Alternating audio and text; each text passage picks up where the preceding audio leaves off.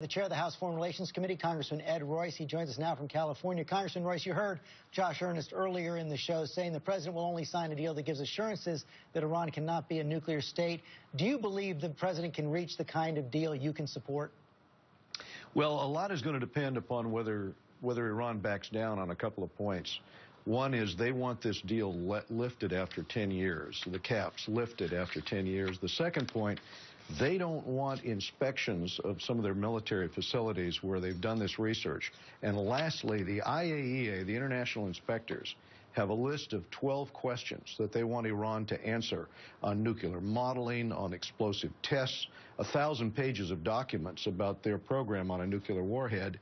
And so far, Iran has only agreed to answer half of the first question.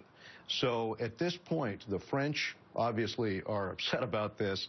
Congress is a little upset about the direction Iran is pushing here. And lastly, the comments 4 days ago by the Ayatollah that he was chanting death to America as the crowd, were yelling death to America. This gives very real questions about why Iran won't come clean with this evidence to the IAEA inspectors. I'll count you in the skeptical camp. I wonder what you think of what the former UN ambassador John Bolton wrote this week in the New York Times. He said that a deal isn't an option. He said the inconvenient truth is that only military action, like Israel's 1981 attack on Saddam Hussein's Osirak reactor in Iraq, can accomplish what is required. Such action should be combined with vigorous American support for Iran's opposition aimed at regime change in Iran. Do you agree with John Bolton that in the end military action is going to be necessary and we should be pushing for regime change?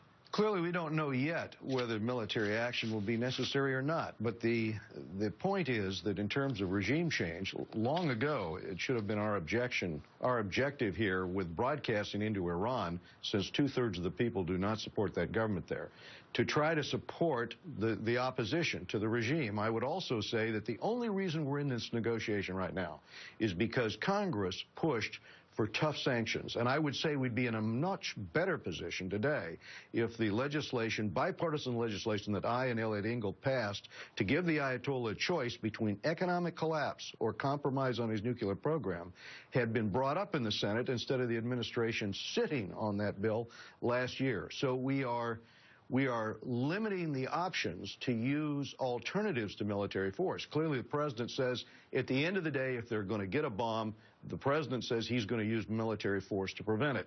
Our point was, if you use the type of sanctions regime we wanted to put in place, they would have had no choice but to capitulate. And that's the argument right now between Congress and the White House on this. Mr. Chairman, thanks very much.